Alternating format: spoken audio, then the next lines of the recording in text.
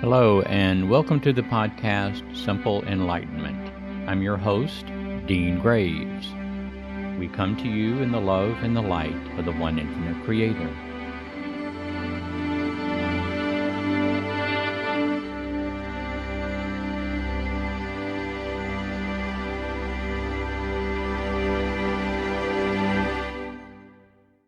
Episode 5 of Simple Enlightenment explained the different environments of creation, the seeding of universes, galaxies, solar systems, and the first density. First density is when the environment of space-time comes into being, which is of particular importance to those of us that retain a lower experiential density consciousness level, because it is the primary, if not only, environment that we are likely to be aware of, as is enhanced by second density. The process of consciousness's evolution prescribes that we begin in primordial darkness and progress through an infinite number of dimensions by incrementally escalating our consciousness until we eventually return to where we began, in unity with the Creator. After evolving through the dimensions of first density, consciousness is moved to second density. A minimum of 10 strands of coding is activated, and by that simple modification to the coding, consciousness enters second density, automatically experiencing an increased intelligent energy flow and increased awareness. Even though the modifications necessary to accommodate consciousness's transition may seem simple, it affords consciousness a completely new experience, entirely different than first density. Second density is also considered to be a foundational density, but while first density functions as a standalone density, second density must be conducted in harmony with a first density experience, because first density creates the space-time environment necessary for second density. Because second density is a parallel but dependent enterprise to first density, it benefits from the nature of first density's coalescence into a planet, and how well the two densities assist each other's evolutionary progress. They must learn to function cooperatively and harmoniously together by constantly adapting, balancing, and accommodating each other's changes. First density consists of pooled consciousness divided into the 4 elements, with each element being contained within a single torus and functioning as one mind for the entire element. Evolutionary advancement within an element is incrementally achieved according to the dimensions within the element, but the highest dimensional consciousness within each partitioned pool is regularly moved into the next highest pool in a seamless stream. Second density consciousness is also pooled, but grouped according to the many dimensional layers of consciousness within the pools, distinguished by its manifestation into the multitude of plants and animals. Second density consciousness begins with 10 strands of coding and concludes with 16 strands activated. Consciousness progresses incrementally through the dimensions of each platform level within the density by having experiences, learning the lessons that the current dimension has to offer, sobering from its free will intoxication, and undertaking the next level of experience. The various species of plants and animals are the physical manifestation, the analog incarnations of a pooled level of consciousness according to the species. Each time a plant or animal becomes manifest, consciousness is projected from the species pool to live an analog life as a space-time experience of the dimensional pool of consciousness. When the incarnate body dies, the resulting change in free will intoxication during its incarnation is assimilated into the dimensional pool, and when sufficient nondescript consciousness within the pool has been elevated, the cream that has floated to the top is skimmed off and moved to the next dimensionally higher pool. Second density does not establish an enduring individual soul beyond the temporary plant or animal incarnation, but functions as a refined transition phase between the gross bulk pool consciousness of first density and a more focused and refined third density experience. For example, when a tiger is born, it is random that the baby tiger is conceived, but when conceived, it is infused with the dimensional consciousness of the tiger pool. The cycle of life of a single incarnation is that it begins in innocence, a baby, with a level of consciousness indicative of the species pool, and from that relatively clean slate it has experiences according to the behavioral characteristics available at the dimensional levels of the consciousness pool. The incarnate tiger interprets experiences in a way that either increases or decreases the median level of the originating pool of consciousness, but regardless of whether the level is increased or decreased, the results of the lifetime are absorbed back into the pool upon the tiger's death, and the median level of the entire pool is changed accordingly.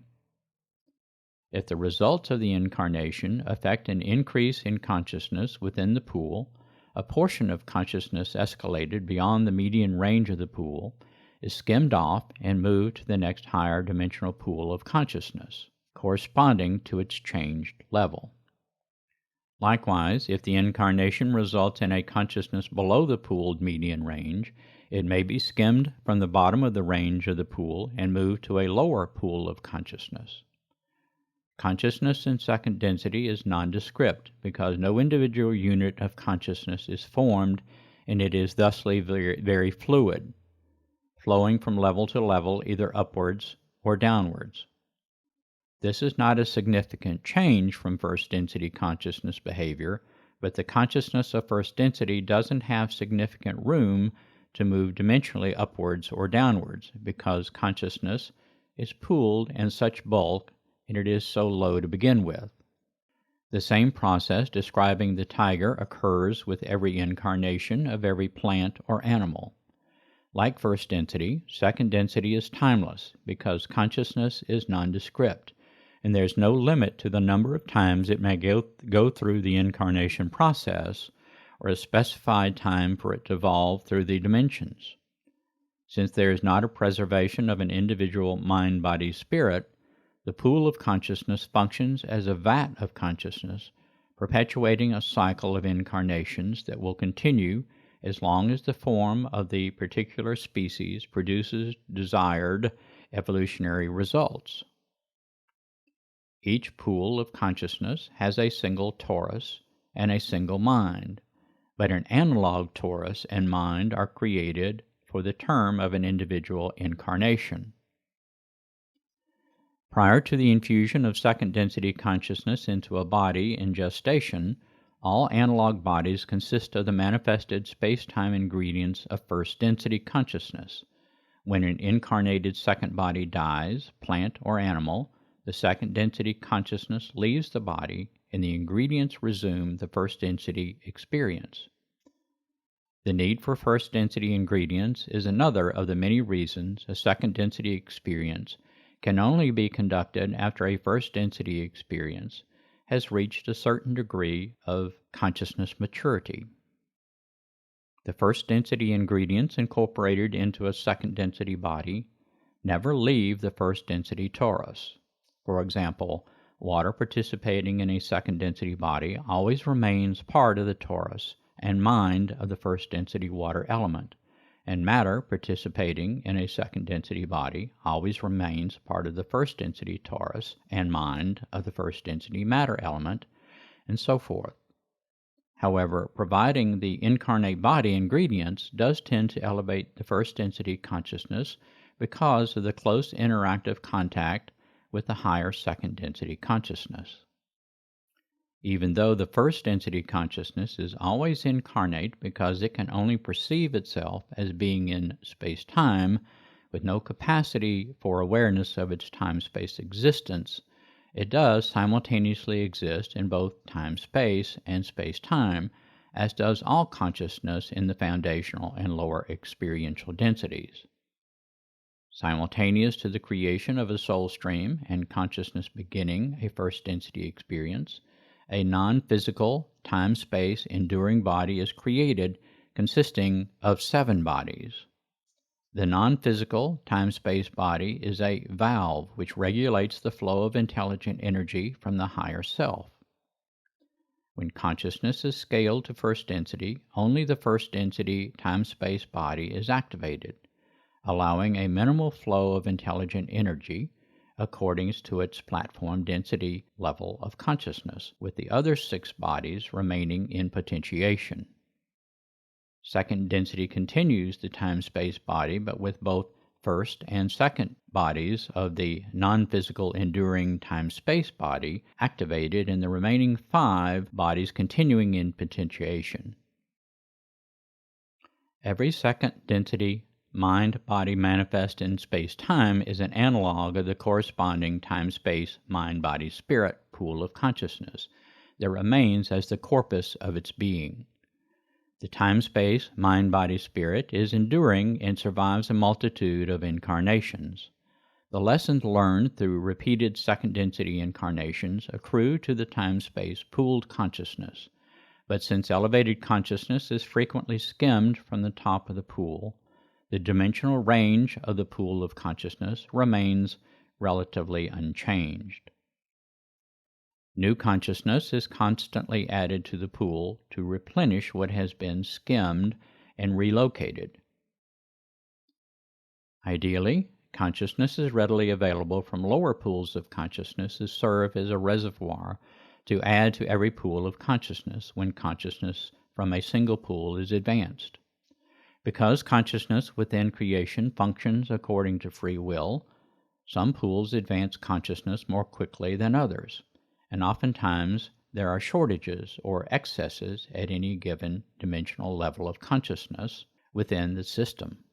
The consciousness level determines behavior, and so consciousness may be added or subtracted from the system, from within the system, or from outside the system by modifying it according to the intelligent energy valve we are calling a time-space body, and its behavior will conform to the behavior of other consciousness that is already in the pool.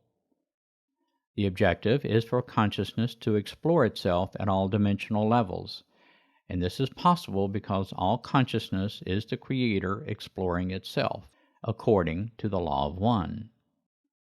As consciousness progresses through second density, it doesn't preserve awareness of experiences from the various incarnations, but it does constantly reflect changes in free will intoxication.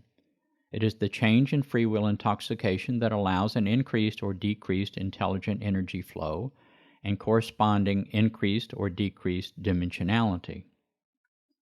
Consciousness in second density flows freely among the dimensions because it is nondescript and functions as a pooled consciousness. The second density analog bodies we recognize as members of a species are vessels with which to experience each other and the space-time world around them. Different body types are regularly created, transformed, or removed from the second density system. The continuation of the use of a particular species vessel is based upon how effective it has proven to be in encouraging a variety of experiences. When a species becomes extinct, it is not because of the blind force of nature's random hand, but because the conditions that once made it a viable vessel for experiences have changed, and it is deemed to be no longer providing adequate opportunity for consciousness's exploration of itself. The nature of a second density incarnate experience is dramatically different than first density. First density bodies do not have senses with which to interact with its environment because it is the environment, but second density relies heavily upon senses to have experiences. Second density is dependent upon the space-time environment, and incarnate bodies sense the first density physical environment around them while interacting with other second density consciousness of their own species and others, which significantly compounds the nature of its learning opportunities. Second density experiences consist largely of feeding upon other species to nourish their bodies and or to be food to nourish other second density bodies, and it's through these interactions and through the sensory input that it has experiences and learns. The lower the dimensions within second density, the more motivated consciousness is to simply survive within the environment. Second density consciousness, evolving by surrendering its perception of separation, demonstrates it by integrating into increasingly larger organisms and eventually into social organisms. Second density consciousness, not evolving, and therefore not surrendering its perception of separation, doesn't merge into larger organisms and remains within the lowest dimensions with a focus of the most basic survival of their separated and independent self. Behavior within the higher dimensions of second density begins to develop the foundations of behavior we associate with a third density experience, such as love, caring for others, or communal coexistence, because the changes in behavior are indicative of the transformation of lower consciousness into higher consciousness within the density. The differences between first density and second density, and the diversity of behavior between the dimensional ranges of second density, are demonstrations of variety in the degree of awareness of itself in relation to others. The more evolved the consciousness, the greater the demonstration of unity behavior, which prevails in all densities. Throughout the evolutionary process, the key ingredient that distinguishes one consciousness level from another is its degree of awareness. Fire, the lowest consciousness manifestation, is indiscriminate and is virtually unaware. Gorillas, one of the highest body types of second density consciousness, are very aware and demonstrate its awareness in how it cares for its young, its fellow members of the troop, and how it interacts with its surrounding environment. Awareness is the inherent characteristic that pervades and distinguishes between all levels of consciousness, including the creator being densities. In the foundational and lower experiential densities, awareness is elementary and is primarily concerned with awareness within a space-time environment and survival. As consciousness evolves into the middle ranges of fourth density and fifth density, it surrenders attachment to the space-time concept and concerns for survival almost entirely, because it has sufficient access to intelligence and becomes primarily focused upon identifying and resolving its perceived distinctions between itself and the Creator. Surrendering the ego, or free will, and perception of separation, and a greater acceptance of unity become the motivation for consciousness's interactions with itself, and awareness is the tool which allows it to do this. Second density is dramatically more complex than first density. A single-cell plant or animal is an incarnation of consciousness at the lowest levels of second density. It is an organism in and of itself, but as consciousness escalates, it learns to cooperate with other cells, merging with other small organisms to form larger organisms. This process continues until larger organisms merge with other large organisms to form more complex organisms, such as mammals that represent the most complex organisms serving as host vessels for the most elevated consciousness of second density. Evolution is the process of perceptually sending consciousness as far away from unity with the Creator as possible, and then guiding it back to where it began, expanded by all of its experiences and uniqueness, and in complete unity with the Creator. The phases of evolution within the space-time environment appear as the physical process of merging the small and simple into the large and complex. Units of first density consciousness are very small and simple, even though we perceive its unification into planets to be large and complex. The reality of first density is there are only 4 parts that make up the organism we call a planet, and consciousness participates as very small increments of one of the 4 elements. Humans, in their efforts to scientifically know the world around them, have interpreted these 4 small parts to be molecules, atoms, quarks, etc., but these are only biases of interpretation of how the 4 elements actually appear and interact. In other words, because we have expectations of what the micro-world is like, we have shaped the 4 elements into being a panoply of chemistry and physics particles that are the basis of sciences. Observing second density consciousness allows us to realize the joining together or the reunification of consciousness when we consider the diversity of bodies that populate the earth as plants and animals, but much more unity is occurring beyond the physical bodies. The complexity of the bodies is one indication of greater unity, but the incarnate bodies begin to function cooperatively with other bodies, forming families or flocks, troops, herds, colonies, etc. Bodies unite with other bodies for survival, the perpetuation of the species, companionship, and sometimes, in the higher dimensions of second density, even love. The various species of incarnate consciousness that form social structures are expanding the consolidation of consciousness beyond the physical. All consciousness projected into the environment of space-time is an analog of time-space consciousness, functioning as if it is on stage in a theatrical production, and behaving according to the parameters of the character being portrayed. Regardless of the particular character or play, consciousness is always the conceptualized creator, distorted to perceive of itself as separate from itself. The unmanifest time-space body and all of the foundational and experiential densities is the intelligent energy valve that determines consciousness's ability to participate in creation. If the valve is sufficiently open to only allow intelligent energy to flow through the unmanifest body to activate between 2 and 8 strands of consciousness, then only the first density body will be activated, and consciousness will portray the character necessary to experience first density. If the second density time-space body is activated, then the valve set to allow sufficient intelligent energy to activate between 10 and 16 strands of coding, and consciousness will be able to participate in creation at a second density level. The unmanifest time-space energy body is the regulating mechanism, and the unmanifest time-space ego-mind becomes the repository for accumulated consciousness experiences. In the foundational densities, dimensional activation is often heavily dependent upon grace from the higher self to energize additional intelligent energy flow because consciousness is inadequately aware to do otherwise.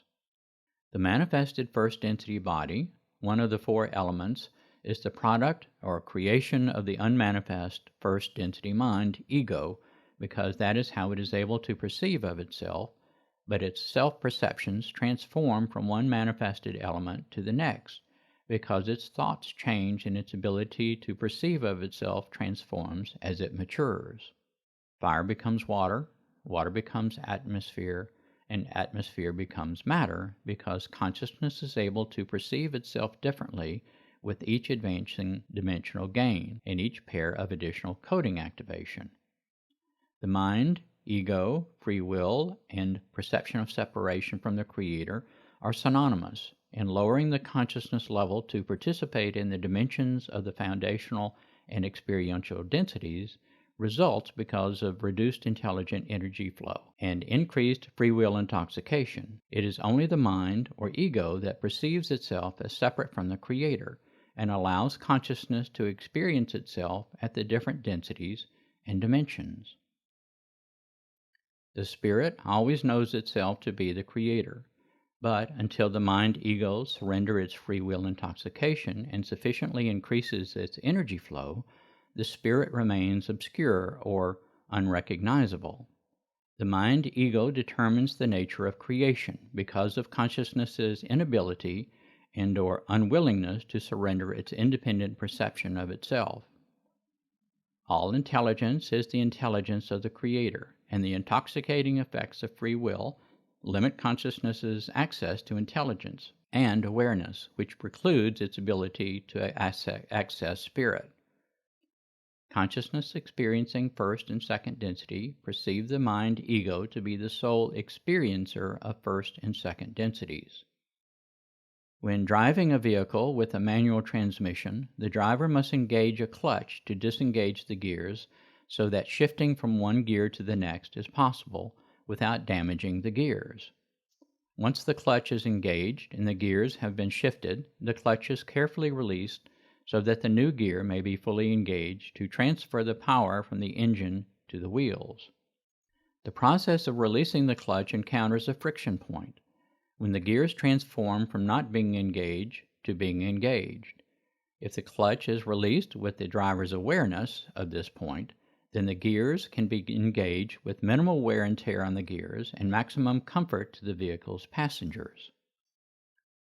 Each new dimension or density is a higher gear than the one below, and as consciousness shifts from one dimension to another, or from one density to another, the degree of awareness of the driver and its ability to distinguish the friction point allows the transmission to be less bumpy and a more comfortable ride. When the driver lacks awareness, the shifting of gears from lower to higher may still be accomplished, but it is more difficult. Shifting from dominance of the ego mind to the spirit is improbable in the foundational densities, but awareness is always the key to making the journey smooth or bumpy, no matter the consciousness level. As presented in earlier episodes, creation is a thought experiment. In the foundational and experiential densities, the mind only processes thought, but it doesn't create thought. The sixth density higher selves create all thoughts for the foundational and experiential densities, and all their perceptions come from thoughts. Experience is the result of the mind's processing of thought, including its perceptions of the nature of the self and the environment. The degree to which consciousness can be aware varies from dimension to dimension and from density to density because of consciousness's variable ability to process thought according to its varying degree of free will intoxication. Regardless of the thought, every thought holds the potential for the full awareness of the Creator, but the ability to employ awareness is governed by the degree of free will intoxication of the ego mind. A first-grade student has the potential to read and understand the complexities of a Shakespearean play, but because of limitations of access to intelligence, experience, etc., also known as awareness, he or she is highly unlikely to be able to do so. Likewise, foundational density consciousness has the potential to realize its unity as the Creator by the processing of a single thought, but because of the governing of its awareness, it is highly improbable. First density consciousness's capacity to process thoughts and the nature of first density thought results in the perceptions that manifest in one of the four elements creating space-time. This does not mean that a real physical world is created and exists independently from perception. It does mean that first density perceives of itself as a body manifest as one of the four elements, operating in unison to create the environment of space-time, because that is the limit of its perception of self as presented in thought. Second density participates in creation in conjunction with a first density experience, and it assumes the authenticity of the space-time environment because of its awareness limitations, but it perceives it as an environment rather than the self. A species pool of consciousness has its own torus and ego mind, and perceives of itself separate from the space-time environment, which is a significant perceptual refinement over the bulk first-density element perception of the self. Each analogous incarnation also has its own torus with its own ego mind, identifies itself as a separate self, and processes thought independently from the species pool of consciousness. Due to consciousness's limited awareness in second density, it can only perceive of itself as the image of the self that is included in a thought. So when a tiger consciousness is projected into an infant tiger body, it is only able to perceive of itself as an infant tiger. When a tiger matures, the image included in a thought matures as well, so the tiger perceives of itself as getting bigger and stronger. As the tiger matures, it has random experiences and reacts to those experiences according to what it likes to create an emotional body that guides its reactions to all new experiences. If, for example, a tiger has an experience in which he or she sees a potential food source, such as a man, and the experience results in a painful failure for the tiger, it is likely that any future encounter with a man will be reacted to with fear or some degree of displeasure, and the tiger becomes predisposed to avoid such encounters based upon its previous unpleasant experience. The initial encounter becomes a bias that guides its interpretation of future potential encounters based upon the emotions that it has experienced. The man in the initial experience was only a catalyst for the tiger's emotional interpretation of the experience. It is the emotional interpretation of the experience, or the thoughts, that are of importance to the learning of the tiger in the incarnation. The initial experience was a combination of several ingredients that contributed to the tiger's interpretation, including the sensory input of the space-time environment, the emotional disposition of the tiger at the time, and ultimately the catalyst. When a sufficient number of the ingredients are again recognized by the tiger, it is likely that the combination of these ingredients will trigger the same feelings of potential fear and cause it to avoid the new experience, because the emotions serve as the foundations for its bias. If the tiger had the capacity for sufficient awareness, it could become aware of the contributions of the different ingredients to its bias, assess each one for its validity as a contributor to the potential repeat of the initial experience, and either dismiss them or entertain them as accurate. The awareness would need to be of the thought or thoughts itself, because all of the ingredients are only included in thoughts. The ability to become aware of thought is way beyond the limited parameters expected of second density, but it is possible, given that second density is still the same unified consciousness shared by all of creation, but scaled to second density capabilities. The same limitations of a tiger's ability to be aware of thought and assess the ingredients of an experience pertain to its inability to see itself as anything but a tiger. The perception of itself as a tiger is solely included in its thoughts, and since it is incapable of observing thought, it must live the life of a tiger. This limitation of awareness pervades first, second, and third density, and creates an attachment to the authenticity of space-time, also known as the physical world. The mind or ego is a distortion of spirit, and the body is a creation of the mind resulting from its limited awareness of the self as the processor of thought. The body appears and functions according to the dictates of the mind, but the mind can only process thought, and if it's only able to extract certain content, or can only discern certain characteristics of the content, that is how the body will appear and function. Anything and everything that consciousness experiences in the foundational or experiential densities comes through thought, created by the creator densities and interpreted or co-created by the receiving consciousness, according to the degree of awareness that its limited ego mind can muster. The conclusion from this is that the physical, which the foundational and lower experiential densities perceive to be authentic, is a distortion of the mind. Space-time is a distortion made authentic by the first density mind, which creates the environment in both the foundational and the lower experiential densities, until awareness is able to recognize it as a distortion. Consciousness experiencing these dimensions is only limited by its awareness.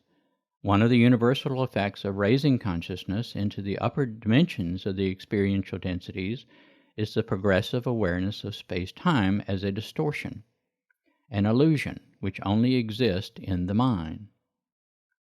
Consciousness experiencing first and second densities is nondescript, because what is learned through its interactions isn't retained within the consciousness experiencing the density, but the fruit of the learning isn't pointless or lost.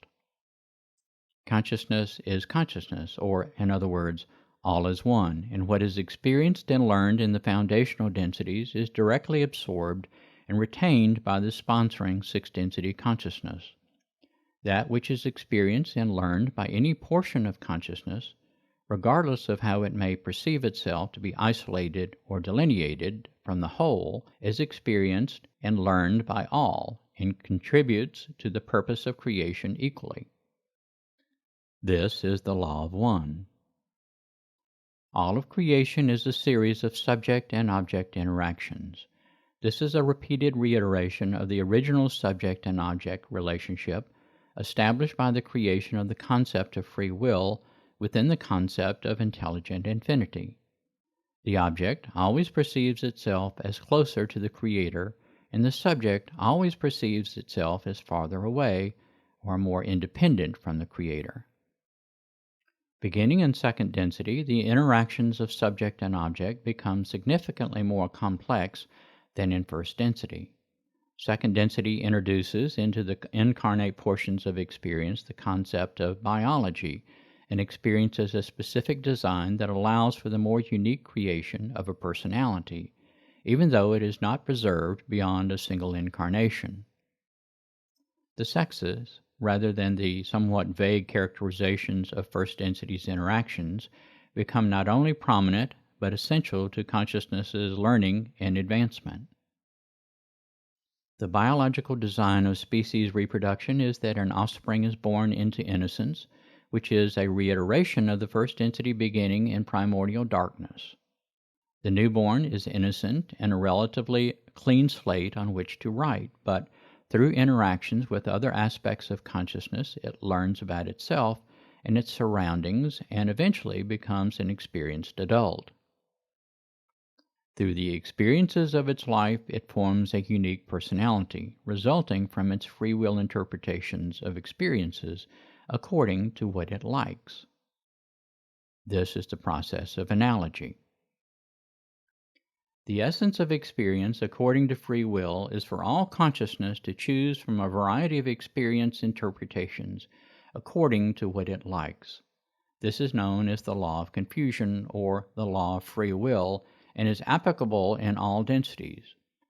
Intent to compel conformity to a standard by any other criteria is a violation of the law of confusion, no matter the level of consciousness. Second density relies upon a more expository role for subject and object interactions than first density.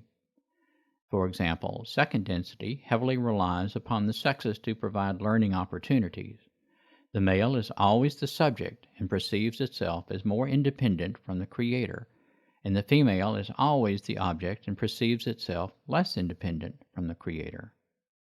Required interactions between the sexes for mutual survival and reproduction significantly intensify and expand the learning opportunities for both subject and object. The roles of male and females vary somewhat as consciousness moves through the dimensions of second density.